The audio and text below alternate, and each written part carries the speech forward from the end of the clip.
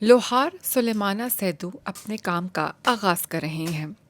لوہے کو گرم کرنا، اس پر ہتھوڑے مارنا اور اپنی بنائی گئی شے کو حتمی شکل دینا۔ سلیمانہ نے لوہاری کا کام نوجوانی میں ہی سیکھ لیا تھا۔ ان کی ورک شاپ میں زیادہ تر کھیتی باڑی اور باغبانی میں استعمال ہونے والی اشیاء بنائی جاتی ہیں۔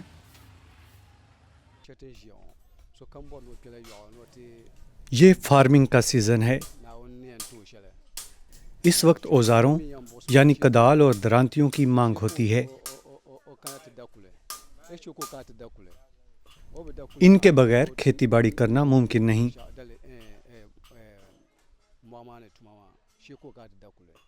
شمالی گھانا میں فولاد سازی کی بہت بڑی صنعت ہے۔ اس صنعت سے ہزاروں افراد منسلک ہیں۔ یہاں کوئلے کی آگ اور دھاتوں کی مدد سے کارآمد اشیاء بنائی جاتی ہیں۔ ٹریکٹروں اور گھاس پھوس ختم کرنے والے کیمیائی مادوں کی موجودگی کے باوجود بہت سے کسان آج بھی کدال جیسے اوزاروں کا استعمال کرتے ہیں۔ اس مارکیٹ میں لوہاروں کی بنائی گئی بہت سی اشیاء فروخت کی جا رہی ہیں۔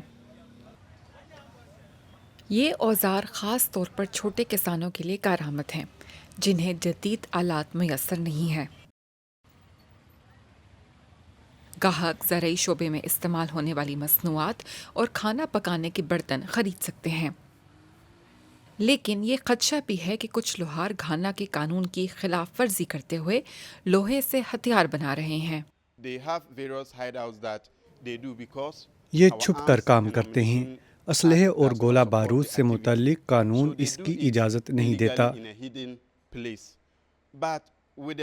اس لیے وہ غیر قانونی طور پر یہ کام کرتے ہیں۔ ہم دیگر خفیہ ایجنسیوں اور مخبروں کے تعاون سے یہ جانتے ہیں کہ گھانا میں یہ سب کچھ ہو رہا ہے۔ گھانا کے لوہار چاہتے ہیں کہ انہیں اسلحہ بنانے کی اجازت دی جائے، کیونکہ یہ ملک اسلحہ اور گولہ بارود کی درآمد پر بھاری رقم خرچ کرتا ہے۔ موجودہ قانون انہیں صرف بندوقوں کی مرمت کرنے اور چاقو اور روزمرہ استعمال کی دیگر اشیاء تیار کرنے کی اجازت دیتا ہے۔ ان لوہاروں کا کہنا ہے کہ ہتھیار بنانے کی اجازت سے انہیں معاشی طور پر بھی فائدہ ہوگا۔